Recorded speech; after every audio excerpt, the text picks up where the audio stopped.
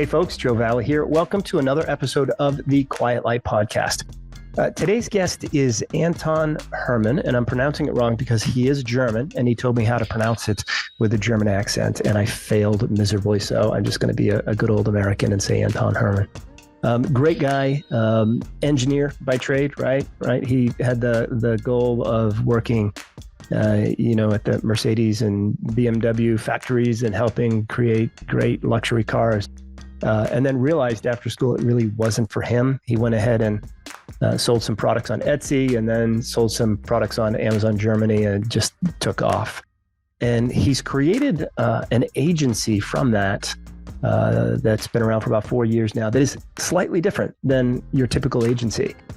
Most agencies that when you think of an agency, they are helping you sell your products and market your products and do these different types of things. Over in the EU, what Anton is doing through his company called Spacegoat, spacegoat.io, is that instead of you setting up your Amazon account in Germany, in Italy, in France, so on and so forth, they're taking away all of the compliance issues, and you're working with Spacegoats and selling on their accounts. It's your brand, your product, you're running your PPC account, or you can let them do it, but you're running the PPC account. But it's all through their account. So you're shipping to their 3PL where they will kit products for you, package it, and send it out to Amazon in the right European country without having to deal with any of the compliance issues, which takes away 90% of the headaches and hassle when you're expanding from the US over to the EU. It's a fascinating concept. He's a great guy. Got some good stories. Definitely worth listening to and considering even if you're currently selling it over in the EU and you're having some challenges, or if you're considering expanding. So here we go. Anton Hermann from spacegoats.io. Anton, welcome to the Quiet Light Podcast. How are you? Thanks for having me. It's always good and very excited. Oh, you're so chill, so low energy. It's the baby keeping you up at night that's making you so chill. Is that right? So yeah. I'm chilled but in good mood. So no worries about me. That will be a good one. Okay. So for the folks in the audience, can you give a little bit of background on yourself? What you've done at this point in your career and what you're doing now. Yeah, thank you very much for the opportunity. So my name is Anton Hermann, almost perfectly pronounced. I am originally a mechanical engineer studying here in Germany, in Stuttgart, as Snoop Dogg would call it, Benztown. So here's the headquarters of Porsche and Mercedes-Benz. I thought I will be building great cars, but then I realized maybe it's not the right track for me and the rest of my life, but I still finished my studies. But during that, I already started my e-commerce businesses, so to speak, because in 2013, I had my first, it was not more than a try, just ordered products or ordered t-shirts from Thailand and tried to sell them on eBay without any clue and anything. It's a long time ago, but in 2016, I actually started with Amazon. And it worked out much better because I had some kind of instruction, like you're listening to that kind of podcast and stuff like that. It was not on the market in 2013. So do you remember which course or program or podcast you were listening to get the help? Only German Okay. podcasts. These days, it just began with the German content for Amazon FBA, and I was like seeing it randomly because I wanted to do something entrepreneurial, and then I saw this video and I was super excited about the business model, and I said, like, okay, yeah, I don't care, I will try it. And then I ordered some bamboo toothbrushes from China and sold them on Amazon, and it was right before the Christmas business, and it worked out so good that I was obviously, as most of you guys, out of stock the first time. And then I did it for a couple of months alone, or with my girlfriend, wife, whatever you want to call it. Is she your wife now? She was your girlfriend then? Yeah. Yes, perfect. yes, exactly. And then I realized that this is a business model I want to focus on the next years. And I met my friends, or not met my friends, I told this idea to my friends. And so we raised some money from friends and fools, so to speak. But I already knew that this will work out because I already tried it once and it worked out once. So did the friends and fools get their money back? They did, of course, with All right. with interest. So no Okay, worries. good. No, with interest. And we built up five brands on Amazon together, and then we had to make a decision. Either we go to build up a real brand. For me, just on Amazon alone, it's not a real brand. It's an Amazon brand, maybe, but it's not a real brand. So the option one was. I don't know. People would argue with that. People. Yeah, I know. Tim Jordan on here, I've had him on the podcast, and man, he argues that a different way. It's a brand. You just happen to be selling on Amazon. It's not an Amazon brand. It's a brand that you're selling on Amazon. That's his argument. Other people argue the other way. I'm happy to talk to him. So, in my opinion, it's not a brand if it's only on Amazon alone. And so we had to make the decision: either we go for a real brand in offline retail, different your own online shop, stuff like that, or we build some tool or solution for others where we share our fair piece of knowledge and do a service or a tool. And what we decided on, obviously, is a tool and a service. We call it software with a service. And this software with a service. Software with a service, because it's not only a software, but it's not only a service. So it's a combination of both. So what do we do? We as Spacegoat.io, right? Yes, exactly. Me and my co-founders, we had the idea to sell products for other companies through Amazon all over Europe. Now you have to say in UK as well. Back then it was still part of the European Union. And also since now since a couple of weeks in the USA. And that was like the vision, that we bring your product all over the world on Amazon, and in the future also to other marketplaces, to your own online shop, to the offline retail, whatever. So basically a one-stop shop for your distribution. That was the idea, and that's what we are doing now. Okay.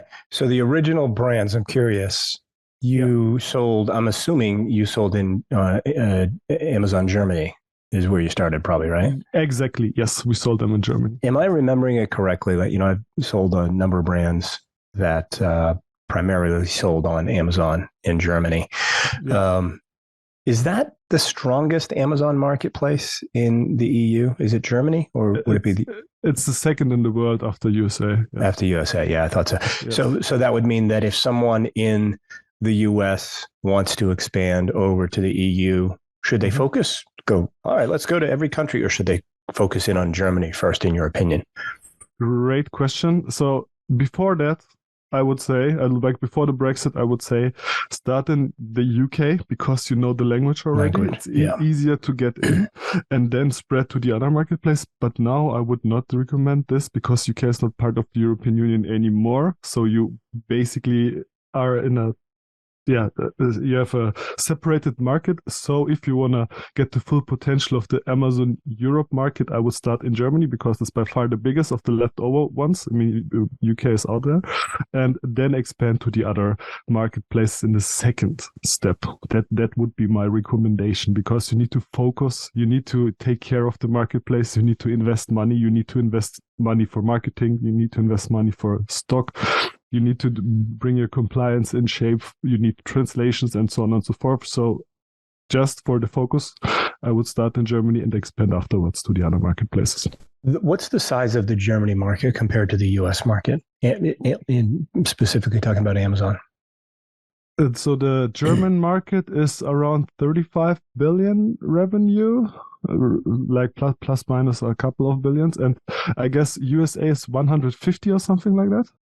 Okay. Am I correct? So one fifth or so, or 1/6. Okay. I know that when people say, they expand, the first place from the US is Canada, because it's easy, right? It's easier because it's easier. Yeah, of course. It's easier. When we expand from Germany, we also go to France first, although USA is insanely huge. Right. But it's easier because similar legislations, similar culture. Yeah. Okay. Yeah. That makes a whole lot of sense. I'm just thinking from a standpoint of someone selling in the US, it seems like Canada's an easy enough thing, but sometimes people say there's just not enough bang for the buck, right? Because it's such a small population. and then going over to Germany, is the time and effort, energy worth it?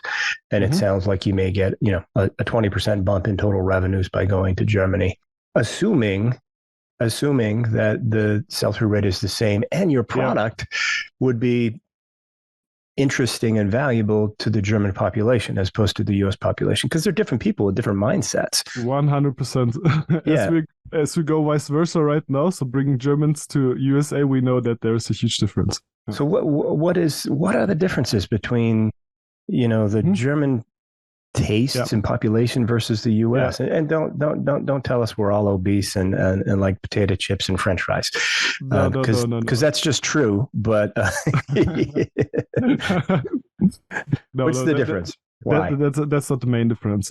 So one step before, you have a smaller market, but you have also less competition, like much less competition. If someone out of Germany or out of Europe or out of USA want to start selling on Amazon, which market would he pick? Obviously the biggest one, because it's the same complexity for a non-European, non-American entity to do it. So that's why the competition in the USA is much stronger, and already the market is more saturated. So that's I would say that's like the biggest difference. But now a bit more in detail about the cultural differences. Germans are also different to Italians or to French people or to Spanish people. They are super critical. They're super critical, and their reviews. Yeah, generating reviews here, it's much harder from our experience than in the USA, because if you generate reviews, mostly you get, if your product is not perfect, you get bad reviews, because we have like a German saying here: if you're not shouting, then you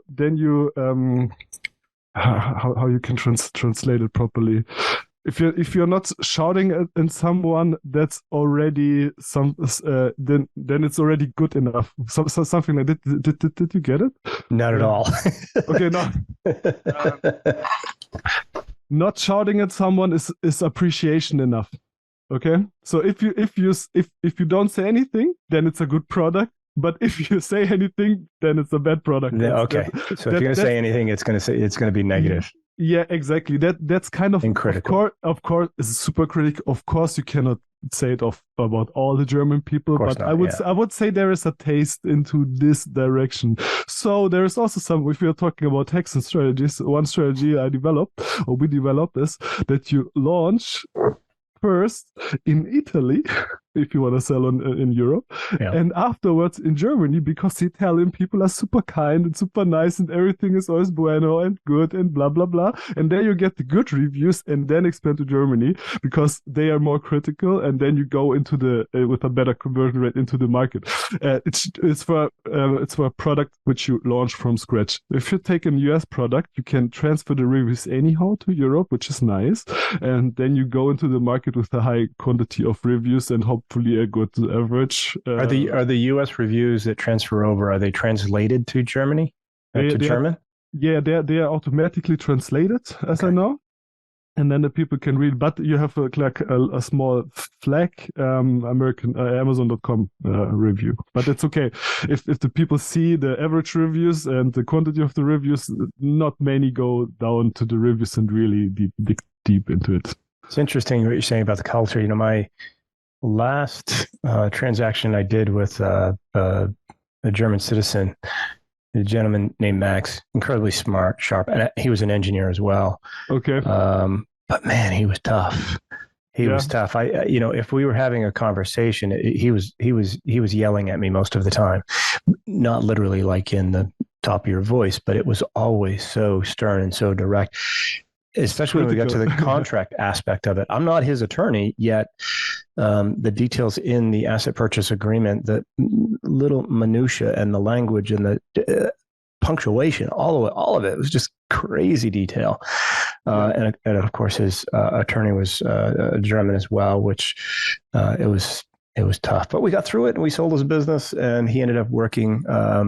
I think he ended up working for an aggregator afterwards. He ended up helping an aggregator grow, one out of Miami, of all places. So, Okay, so the cultural differences is very interesting. All I right. have a nice metaphor. What we tell here in Germany: a difference between Americans and Germans.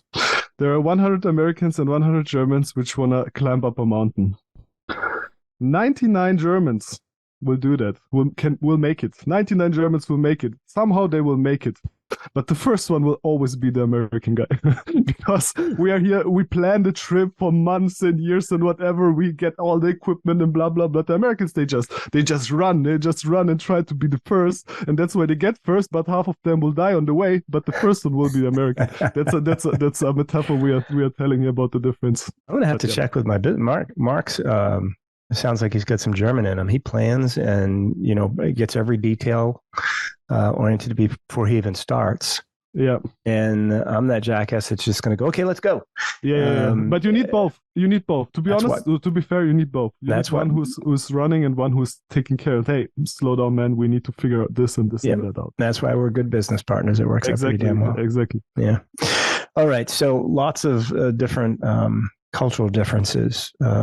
What kind of American products that are sold here in the States, just would you say, please don't even attempt to sell them in Germany because the people of Germany just don't want it? Throw out one or two.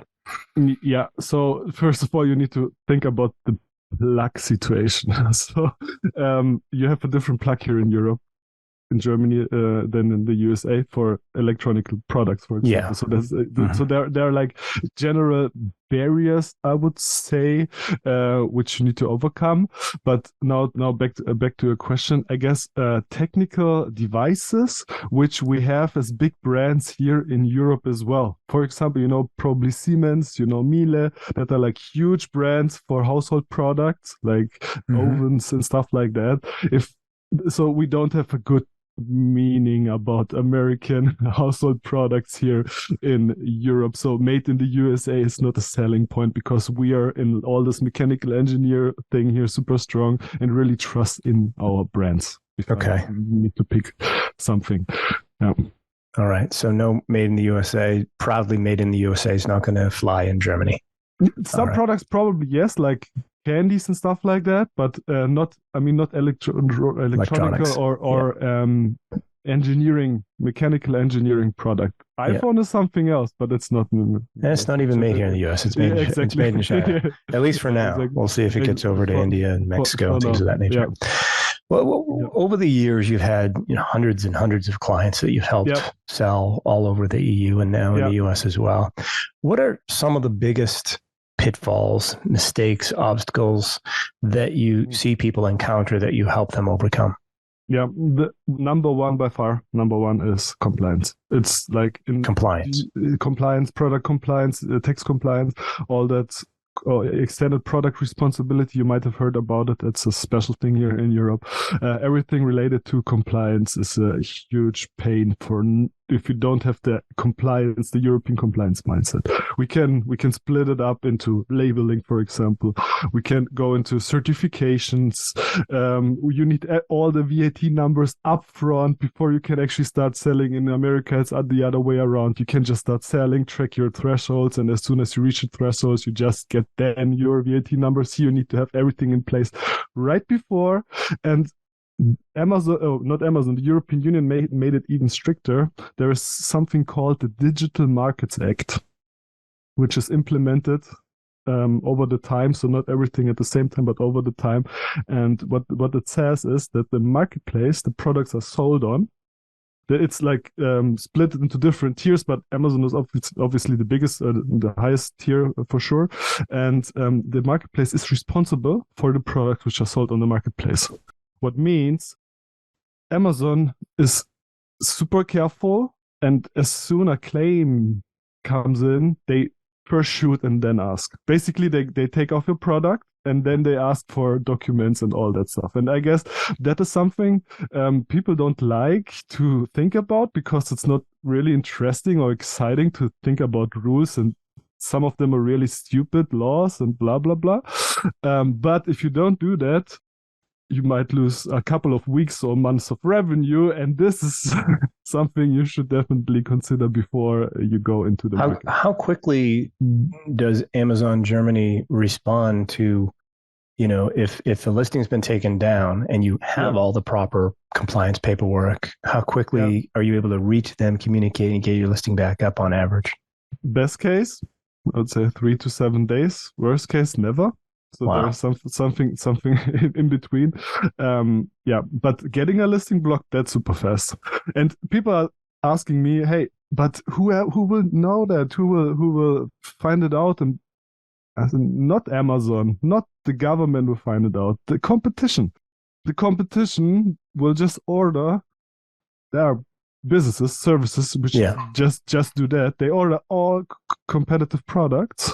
And they check the products, is the right hazard warning, has it the right size, has it the right color, is the right information, is the information translated, and then they just go to Amazon and tell them, this guy is not compliant, this guy, and then Amazon takes them off immediately. And that's why you should be careful that everything is compliant upfront. And people are telling me, I'm selling since 2 years and I never anything happened, and I just can say, then you're still too small, because when you reach some dangerous size for your competition, they will go for it. And did you say there were companies that actually people hire to just order all the competitive products and then complain on Amazon that they're not in compliance? That's the inconvenient truth, unfortunately. No kidding. I don't like that kind of business model at all, and I will not drop a name because I don't want to support that kind of business model. But I know people which do only that. So you go to them and say like, hey, I want to get rid of this 4 Chinese guys in my list here or in my competition, and you maybe even if you are compliant, you can find some little detail, and at least you will be off for a couple of days or something like that. Or you can make things up and Amazon will still block you, and then you have to prove that you're correct. It's like when they were killing the witches. She's a witch. No, I'm not. Prove that you're not a witch. And that's at least not here you have some kind of the only way to prove you're not a witch is actually to die at the stake, burning and screaming. Exactly. Yeah. Okay. So compliance is one of the biggest things. Any other things that come to mind in terms of where people that might be moving and selling over in Germany where they totally screw up? Yeah. So let's say product compliance, and then VAT compliance maybe is a second part. I already covered. Well, you mentioned that, but just cover it. Here in the U.S., we pay VAT as a tax, folks, and here in the U.S. we pay it as a percentage of the total sale. Over in the EU, it's built into the listing price. Exactly. That's so huge. The difference, if you get here, the surprise is negative, and when we go to the USA, then it's a positive surprise, because the prices you see there are the net price. In Europe, it's like that. If in any supermarket, anywhere you go, except like B2B supermarkets, like B2B, like Metro, maybe you have it as well, where the grocery stores go and buy their things. You have gross prices everywhere. And the gross prices are also displayed on the listing. It's mandatory. You are not allowed to show a net price. So, and in every country in Europe where you actually store the products, you need a VAT number up front, and you need to do your filings on a monthly basis. Filings on a monthly basis. Yeah, a filling is something we put in our teeth if you have a cavity here. Okay. Right. Filings. You don't want that. Let's do filings instead. Filings, yeah. And this costs money, and this costs time. And but Amazon makes it super easy for you to just spread your products everywhere, and they don't care if you get like problems with the local tax entities. That's not their problem. It's not their problem, it's your problem. But the button is super highlighted, go to all the European marketplace. And if you just click the button, Amazon, they will do that. And then you need to prove that you have the VAT numbers. For part of your services at Spacegoats, is VAT compliance something you guys help with, or do you recommend folks? Not at all. We basically take the the VAT compliance part out of the equation. That's what we do, because we are the actual seller on the marketplace. We write the invoice to the end customer. We are responsible for the local VAT payments to the local authorities. So if I'm a seller here in the US and I want to sell over in Germany and the EU, are you setting up everything for me and running the campaigns for me, or am I setting it up and you are doing the marketing and the management of it? Okay, that one step before. We have two kind of services. I just want to point out that the audience understands that I keep jumping way ahead, and you in your German engineering precision want to pull me back a step and do it right. It's kind of funny. Okay, go ahead. So normally it's a modular system. You get access to our PPC tool, so you can run your own ads. But we run the account. It's our account. We are registered everywhere tax-wise. We are also registered everywhere for the extended product responsibility, like packaging trace registration, electronic trace registration, all that stuff. It's your Amazon account? Exactly, that's our Amazon account. That's a huge difference. And because it's our Amazon account, you're not responsible for VAT issues in the different countries at all. The only thing what you would need to work with us at the current moment is at one VAT number in any European country, just one, and only for the importing purpose. And because we buy your products on European ground, we need a VAT number. Otherwise, you would pay the VAT to some local entity, and they will not pay it back to you because you don't have VAT number, and you're not allowed to receive the money back. So if I've got 10,000 units that I want to ship over and sell,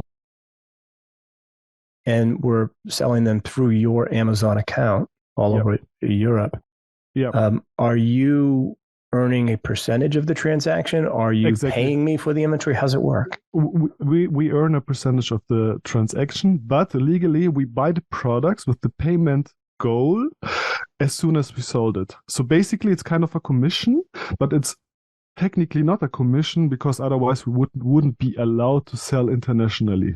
It's from the European VAT law not possible to make an international commission setup.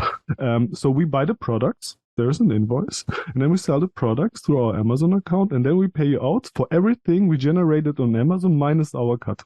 That's in easy words how it works. And as far as paying for PPC and things of that nature, is it set up with my credit card or your credit card, and that's coming out of the exactly. It's with our credit card, but you can run it, but you can control it. That's the good part. We will pay it and then we'll charge it afterwards. You must have an incredible amount of points or cash back money coming from the credit cards. We go for cashback. We were used to have the Amex, but we found a cashback solution, 0.5 or 1%. So it's nice. It's cool. We enjoy it. Yeah, but that's but because it's our account, we are charged, and that's like that. That's just such a different model. How did you determine that that's the model you wanted to come up with, as opposed to a good friend of mine here in the States, Stephen Pope, runs my Amazon guy, and it really it's your typical agency with lots of services versus what you're doing, which is it's just your Amazon accounts. How many agencies do you know which do PPC and content and so on? I couldn't count them. There's probably so many. How many companies which do what we do you know? None. You one. So that was one thing. We didn't want to be a Me Too thing, or didn't want to make a Me Too thing. So we wanted to make something unique, which we didn't see on the market at that point. That was in 2018, and so we tried the business model out. The response was great, and the problem we were solving these days was not that you run your PPC campaigns, that we run your PPC campaigns or your content. In the beginning, we had only customers which were able to do that themselves, but they wanted to get rid of all this compliance, VAT compliance, product compliance nonsense here in Europe, and just basically leased our account, but ran the business themselves. Okay, that's like a remote on our Amazon account, and you don't need this bureaucracy stuff. That's where we actually come from, and that's how we came up with this idea, because we set up the European Union network for VAT registration stuff for our own business, and we said like not everybody should go through the cell. And that's why we said like we will do it for others, and then they don't need to go through the cell. So there are like services which automate, for example, taxes, and we automate distribution. That's kind of our marketing, blah blah. Yeah, marketing, blah blah. Yes, that's German speak for marketing. Technique. Fascinating. Really, truly fascinating. So again, going back to if I'm shipping over 10,000 units of my brand, is it going to a 3PL that you lease, or is it going to Amazon fulfillment centers? We put it in a 3PL first, because if you're shipping 10,000 units, most likely they will not be sold in 2 months or so. So what we always want to have on our account, also because of the inventory performance index, like our KPI, Amazon account KPIs, we want an inventory of 2 to 3 months max. And that's why we store the rest in some 3PL, which we can arrange everything. We ship from the 3PL then to Amazon as soon as the stock gets low. But in general, we import the products on your name. Then we get them because it's part of the business model. As I explained, we have to buy the products on European ground. And then we ship them to our Amazon warehouse. And as soon as they are sold, or as soon the stock reaches some threshold, we restock the product. And then if the 3PL stock reaches some threshold, we tell you to send us more stock to the 3PL. Are you doing any kitting? Packaging. So if I've got 7 different components to my product coming from 7 different countries, can I ship it to your 3PL and you'll package it? 100%. Yeah, 100%. Yeah. We have different 3PLs which for different customer types, and we would pick the right one for you. Yeah, that's no problem at all. You're just taking all the like Mark here, my business partner. He's the CEO of Quiet Light, and I say often that he gets all the shit work. Any work that is just very detail oriented. It's to me, it's awful, right? Yeah. He's really good at it, and that's all on his plate. Yeah. It sounds like that's what you're doing for Amazon Seller. Yeah. If you do it for one person, then it's horrible. If you do it for one person for 10,000 people, then it's scalable, and then it's fun again. So we have this problem with the VAT, but we have it once. We don't have it for every customer. We have it once, and it's horrible maybe, but just once, and we can sell it for small money to our customers, so they don't need to go through the same thing as we did. Well, the amount of experience you must have dealing with so many different customers and so many different compliance issues and challenges and obstacles. That's just your learning curve is not steep at all. You know this stuff. Fortunately or unfortunately, who knows? Yeah, well, fortunately for your clients, unfortunately for you and your team. But that's what you chose. Sorry. Exactly. You can't complain. 100%. I never complain. Yeah. And I never regret. Everything is cool. This is fascinating. Yeah, go ahead. You were going to say something.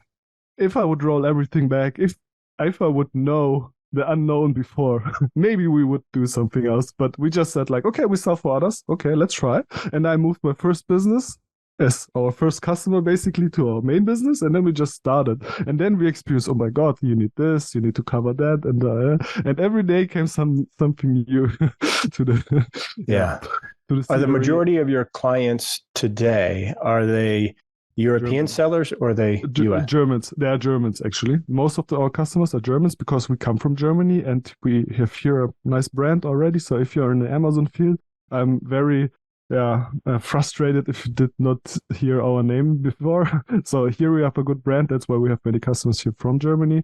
And right now we are trying to get our food into the door in the USA. Yeah. It's not because you don't have German clients because that's your target market client base. It's just that you're well known there. Exactly. Yeah, exactly. But it sounds like really your ideal client, your services got to be great for U.S. people because of all the challenges of selling overseas. Because the worst thing is like when I'm talking to somebody that's doing, let's say, $5 million a year in revenue and they want to expand over to Europe, the last thing I want them to do is expand over to Europe at the expense of not continuing the same growth here in the States. Right? Mm-hmm. They take their eye off the ball because they only got so much time, and they try to grow that 20% over in Europe, but then their growth slows in the US. So if they can keep the pace up in the US and expand to Europe, exactly, without all the headaches and hassles, and it's not just all the compliance issues and headaches and hassles, it's the people, right? When this is one of the challenges we've had here at Quiet Light. As you know, 2021 was just a record year in M&A, mm-hmm. and we grew as well. We grew 85% in 2021, 55% on average for the last 5 years. Mm. And with that, it's wonderful, right? It's awesome. It's great. But you get headaches and hassles because you've got to have support staff to then grow further and have to have that support staff over that understands the European marketplace. Very challenging. I guess what I'm saying is good on you, man. This sounds like a great concept, a great idea, and a great service for people that are trying to stay focused on the beast of Amazon US and doing really well, but they want to capture that other 20%. Actually, it's more than 20% if you count all of Europe, right? If you count all of Europe and all the countries that you help people sell in, what percentage is it of the US? Is it 30, 40, 50% of the US capacity? Something like that. I guess 40 or something like that. 40%. 30, 40, yeah, more like 40 than 30, but the numbers are changing quite often. Yeah, but something like that. But thanks for the feedback. And the problem you noticed it perfectly. The problem we are solving for non-European customers is much bigger than the problem we are solving for European customers, because when you're already in Europe, you know the drill, more or less. Yeah. But if you're not from Europe, to get this mindset, it's insanely difficult. And I guess you're right. I like it. All right, we're just about out of time here, Anton. Yeah. How do folks learn about your company? How do they reach out to you? How do they get started and just communicate with you folks to see if it's a good fit? Thanks. Yeah, you already said it. Spacegoats.io is our main website. You can also drop me an email, anton@spacegoats.io. We have a link. I'm pretty active on LinkedIn, Anton Hermann, or you can also find us on YouTube. Facebook we reduced a bit, Instagram also, but that I would say. Okay. Spacegoat.io. Check it out, folks. I think if you want to expand to Europe and you want to do it with a lot less hassle and headaches, it sounds like a great way to go. Anton, thanks for your time today. Appreciate you joining the Quiet Light podcast. We'll talk to you again soon. Thank you very much. Have a good one, everyone. Bye-bye.